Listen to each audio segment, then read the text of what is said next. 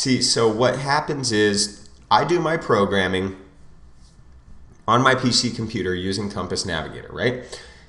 When I'm ready to load this into my iPad, it actually goes to a cloud. It goes to the Key Digital Cloud. See, starting with iOS necessitated that Compass Control become very, we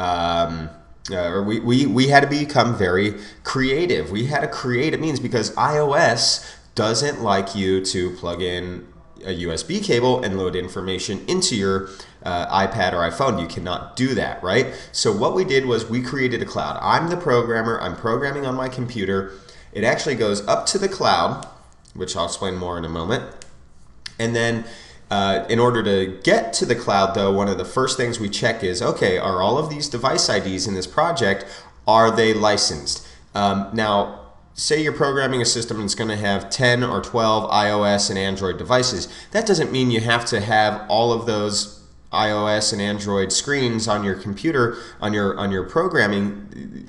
If they're not activated yet, maybe the customer hasn't bought it or whatever, you don't have to actually do that, have the device ID created just to get to the cloud. You can actually just leave the device ID cell blank and just put in the ones you have that are active. But the ones that are entered, as we showed in that previous screen, must be licensed for the project to get to the cloud.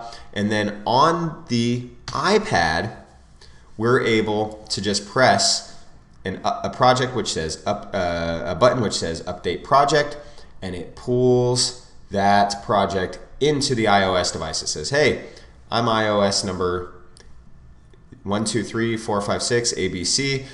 What is the latest project in the cloud for me? Because every project goes up and it's stored by name with time stamping, and the iOS device and Android device is able to find the latest project loaded for it to pull down. So we look here at 3 different functions of the Compass Control Cloud. Now, first of all, every company has their own folder that C1 certified staff members have access to. It's a company folder.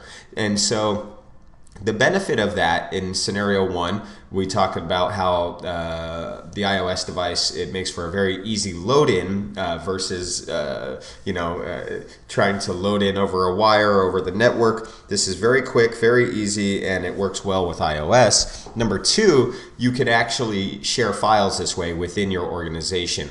So programmer on the left there can post a project to the cloud, and then programmer on the right, the laptop on the right there, needs to access that project in order to update it, or maybe they're taking over the responsibilities for that client of yours, so they're able to download it from the cloud. They just need to have access to that folder. Number 3 is storage. So I can actually post these to the cloud and they'll just be there stored forever in your company folder. In case you ever are transferring computers or something like that, it's a good way to go. So it's very neat to have that company cloud. And again, on the iPad, I'm able to just press the Update Project button, and that requires the internet. When you update project, because of course the iOS device or Android device goes up to the cloud as we depicted in scenario 1 before, and it finds the latest project name for that device ID, and it pulls it down. Now, after you're done downloading that, many Compass systems are just on a local area network. They're not on an internet-enabled network, and that is, it just depends on the job site. But the point is, you do not need an active internet connection for most Compass Control systems. You only really need it when you're posting up to the cloud and pulling down from the cloud your Compass project. So when you do that, it pulls it down. You press the Start button, and all of the project information is communicated from the smart device to the master controller. Security information and that kind of thing, because again, the master controller, the brain of each system is the smart device. So it communicates everything, and you don't have to load into the master controller.